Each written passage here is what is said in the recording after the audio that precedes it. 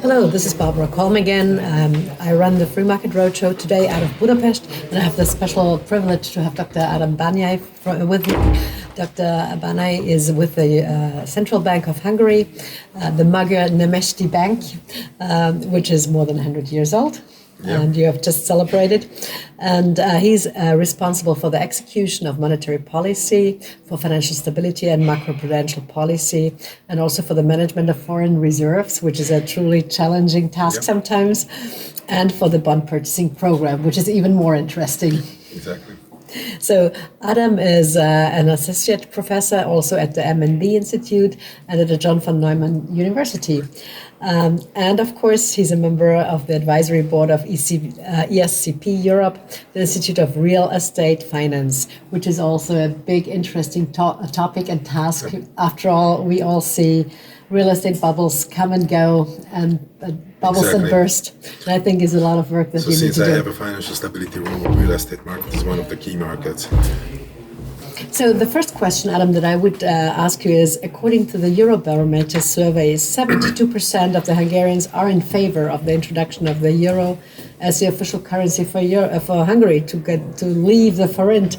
So only 25% of the Hungarians oppose to this introduction. So do you think the euro will become the official currency of Hungary in the next, in the near future, in the next coming of years? So it depends what the near future is, but I think what is important is when we joined the EU, we declared that we will join the Eurozone at one point.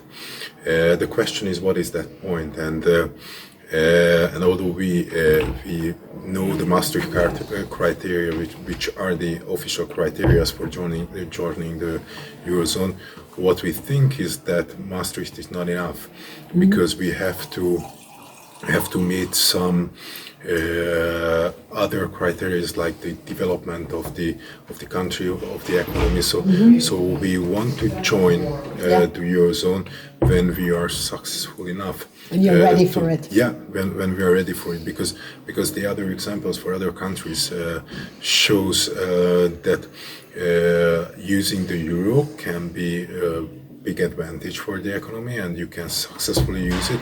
But other examples shows that if you don't find the right timing for joining the Eurozone, it can be a less successful story. And destructive, actually.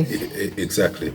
So finding the right time is the most important part of joining the Eurozone, especially for a country like Hungary, which is one of the most open countries from a trading point of view. And for this reason, there should be some advantages for using the euro, especially that most of our trading partners are in the Eurozone. But on the other hand, still we have to join when we are ready for it. Okay, so another question would be, almost a fourth of the Hungarians think that the introduction of the euro will result in a loss of national identity, and of course they will result in Hungary's losing control over their own economic policy. What do you think will be the challenges that the introduction will place, and how can you convince, and the central bank also has an education role, especially when it comes to economic and financial education. So how will you tackle these problems? Yeah, so you're very right that the central bank has an education role, and we are very active in this field. And this is one point which may help for the people. But the most important part is to successfully joining the Eurozone, because then the people will feel the advantages of the euro. The advantages just like paying easier, going abroad easier, making business easier, and if they don't meet with the disadvantages, for example, an abrupt increase in prices or things like that, then they will understand that it was a successful step, and it will meet their needs. I think from this point of view, the timing is also the most important. So rather taking more time and doing the homework in the best way. Well, thank you. So home ownership, and we have discussed it with your function in the real estate, in the financing real estate industry, is truly important, and it's high in Hungary. Luckily, it is a very good sign that people own and that they can protect their assets. So according to the Hungarian Conservative, almost 91% of the population in Hungary live in their own home. How did Hungary create those conditions for it, and what policies helped enact that? Because we see big problems in other European countries.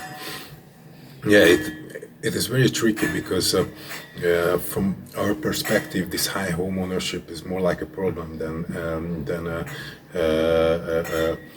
big plus for the country. And the reason of this high home ownership is more like a legacy. So in the former socialist system, every homes were in the hands of the state, and after the transition, everybody got the right to very cheaply buy these homes. And most of the people could buy their home that time. And the reason why the state sold the homes was that they understood that time that the maintenance of these homes is very expensive. So it was easier for them to sell to the people and let them manage this program, because the other part of the story is that most of the homes, the quality of the homes are very low in Hungary. So especially their energy efficiency is very low. And this story is very similar to all the regional countries. So if you check the data for other countries, this 90+% of home ownership is very regular in this region. And why I said that it is partly a problem is that first, what we see is that most of the owners don't really want to enhance or better the quality of their homes. Investing. This is a problem, and it has very different effects. For example, this energy inefficiency of homes also means that the reliance on energy import is higher. But it is also problematic in the sense that most of the households' only asset is their homes, so they cannot really use their wealth for making businesses be more active on different market. And it also means that at the end of the day, capital in the Hungarian markets are much lower than for example for Western countries. And just another thing is the mobility. So the Hungarian people people's mobility is very low, which has some negative effect on the labor market. So I think this is also a part of the economy when it is important to find a good balance. Some homeowner, for example, in some part of the countries, it is very logical that everybody owns their home, for example, in the countryside. But in cities, in more active parts of the country, it would be nice to have more rental type of homes. So do you see, and this is my final question, do you see more pull factor into the cities now that people want to live in the cities rather than living outside in the country? Yeah, it is. Although it is changing this trend from time to time, but the long-term trend is still that people want to go to the city. But for example, during the COVID, the demand for houses in the countryside increased a lot.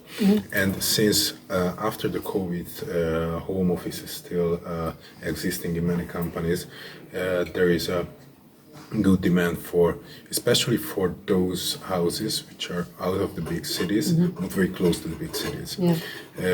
And it is also a big question from economic policy point of view, since it not only means that prices increased in certain smaller settlements, but also it means that the infrastructure should be made by the state. So in some cases it means additional costs for the state. Well, thank you very much, Dr. Bánai. This was truly an interesting and insightful conversation. Looking forward to further discussions. Thanks a lot. Thank you very much. Stay tuned.